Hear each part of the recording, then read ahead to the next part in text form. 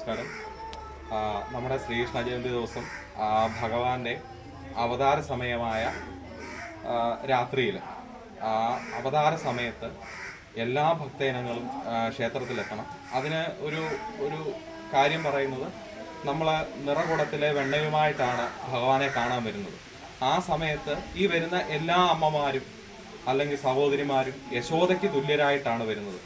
ആ ഉണ്ണിക്കണ്ണനുണ്ടായി ആ സമയത്ത് ആ നിറകുടത്തിലെ വെണ്ണ ഭഗവാൻ സമർപ്പിക്കുന്നത് ശരിക്കും അതൊരു പുണ്യം തന്നെയാണ്. കാരണം എങ്ങനെയാണോ യശോദാമ്മ ഉണ്ണിക്കണ്ണന് വെണ്ണ സമർപ്പിക്കുന്നത്, അതേ സങ്കല്പത്തിൽ നാം എല്ലാം യശോദമാരായിട്ട് ഭഗവാന്റെ നിറമുമ്പിൽ ആ വെണ്ണ കൊണ്ട് സമർപ്പിക്കുന്നത് പിന്നെ ഒരു വലിയ അനുഗ്രഹമാണ്. കാരണം നമുക്ക് നമ്മുടെ ജീവിതത്തിൽ കിട്ടാവുന്നതിൽ വെച്ച് ഏറ്റവും വലിയൊരു അനുഗ്രഹ നിമിഷമായിരിക്കും. കാരണം ഭഗവാന് നമ്മൾ സ്വയം യശോദയായിട്ട് നമ്മുടെ സ്വന്തം മകനായ ഉണ്ണിക്കണ്ണന് നമ്മൾ വെണ്ണ സമർപ്പിക്കാൻ കിട്ടുന്ന ഒരു അവസരം ഈ എല്ലാ ഭക്തജനങ്ങളും, അത് ഭഗവത് നാമധേയത്തിൽ എല്ലാ ഭക്തജനങ്ങളും വന്ന് അത് പങ്കുചേർന്ന് സമർപ്പിക്കണമെന്ന് പറയുന്നു. അതേപോലെ തന്നെ ആ വെണ്ണക്കുടത്തിനോടൊപ്പം ഒരു ചെറിയ താലത്തിനകത്തിൽ തുളസിയില, ഒരു ചിരാതിനകത്തിൽ നെയ്യൊഴിച്ച് ദീപം, പിന്നെ ഒരു ചെറിയ മഞ്ഞപ്പട്ട്, ഇവയും ചേർത്ത് വേണം ഭഗവാന് നമ്മൾ സമർപ്പിക്കാൻ.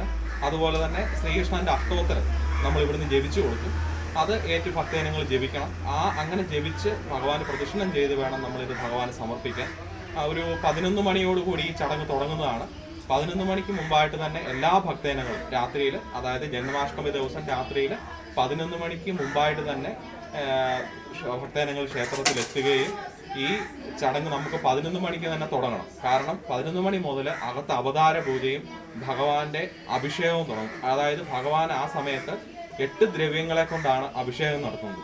അപ്പൊ ആ പൂജാതി കർമ്മങ്ങളെല്ലാം നടക്കുന്ന സമയത്ത് നമ്മൾ ഭക്തജനങ്ങൾ സ്വയം യശോദമാരായിട്ട് ഭഗവാനുള്ള നിറവെണ്ണയുമായിട്ട് പ്രാർത്ഥിച്ച് വെളിയിൽ നിൽക്കണം. അപ്പൊ ഈ ഒരു അവസരം എല്ലാ ഭക്തജനങ്ങളും വിനിയോഗിക്കണമെന്ന് ഞാൻ ഭഗവത് നാമത്തിൽ അഭ്യർത്ഥിക്കുന്നു. നന്ദി.